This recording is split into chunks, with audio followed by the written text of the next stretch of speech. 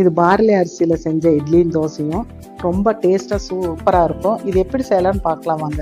ஒரு class barley அரிசிங்க நல்லா கழுவி 2-3 வாட்டி நல்லா கழுவி நல்லா தண்ணியில் ஊற வச்சிடலாம்.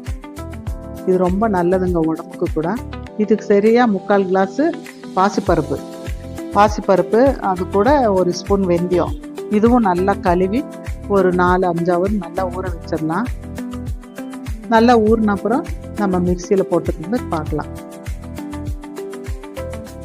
பாருங்கள், நல்லா ஊறிடுச்சு. 4-5 ஹவர் ஊறி இருக்குது. இது நம்ம மிக்சியில் போட்டுக்கலாம். நான் தனியாக தாங்க மிக்சியில் போட்டிருக்கிறேன். உங்களுக்கு வேணும்னா 2 ஒன்றா கூட நீங்கள் கலந்து கூட மிக்சியில் அரைச்சிக்கலாம். பாருங்கள், இந்த அளவுக்கு இட்லி மாவு பதத்தில் அரைச்சிக்கலாம். அதை அரைச்சி ஒரு கிண்ணத்தில் ஊற்றிக்கலாம். நெக்ஸ்ட்டு பாசிப்பருப்பு, வெந்தயம் ஊற வச்சுருக்கீங்க, அதுவும் போட்டு அதுவும் அதே மாதிரி தாங்க இட்லி பாவு பாத்திரத்தில் நல்லா நைட்டாக அரைச்சிக்கலாம்.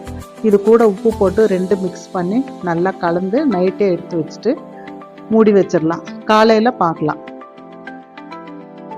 பாருங்கள், நல்லா நம்ம இட்லி உளுந்து அரைக்கிறோம் இல்லையா, அதே இது டெக்ஸ்சரில் வந்திருக்குது. ரொம்ப சூப்பராக வந்திருக்குது பொங்கி.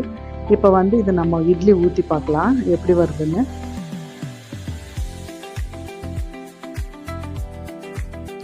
மூடி வச்சிடலாம் ஒரு 10 நிமிஷம்.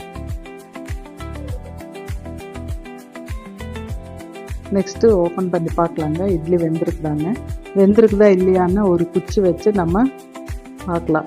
குச்சியில் ஒட்டாமல் வந்தால் நல்லா வெந்திருக்குதுன்னு. இப்போ நல்லா சூப்பராக வெந்திருக்குது. பார்க்கலாம் வாங்க. பாருங்கள், நம்ம எடுக்கிறப்பவே அவ்வளோ சூப்பராக வருது பாருங்கள், ஒட்டாமல் அவ்வளோ நல்லா வந்திருக்கு. இட்லி நார்மல் அரிசி விட இந்த இட்லி பாருங்கள் எவ்வளோ சூப்பராக வந்திருக்குது. பிச்சு பார்க்குற பாருங்களா, ஸ்மூத்தாக எவ்வளோ நல்லா இருக்குங்க. இது சாப்பிட்றதுக்கு கூட நல்லா இருக்கும்.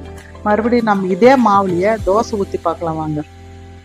தோசை ஊற்றுறது கூட நல்லா ஸ்மூத்தாக வருதுங்க. அவ்வளோ அழகாக இருக்குது. ஸ்மெல்லு கமகமான்னு இருக்குது. இப்போ கொஞ்சம் எண்ணெய் விட்டு வெந்ததும் திருப்பி போடலாம். பாருங்கள், சேம் மசால் தோசை மாதிரியே சூப்பராக வந்துருக்குதுங்க. டேஸ்ட் கூட ரொம்ப நல்லா இருக்குது. நீங்கள் இதே மாதிரி செஞ்சு பார்த்துட்டு டேஸ்ட் எப்படி இருக்குதுன்னு கமெண்ட்டில் சொல்லுங்கள். மறுபடியும் இன்னொரு வீடியோவில் பார்க்கலாம்.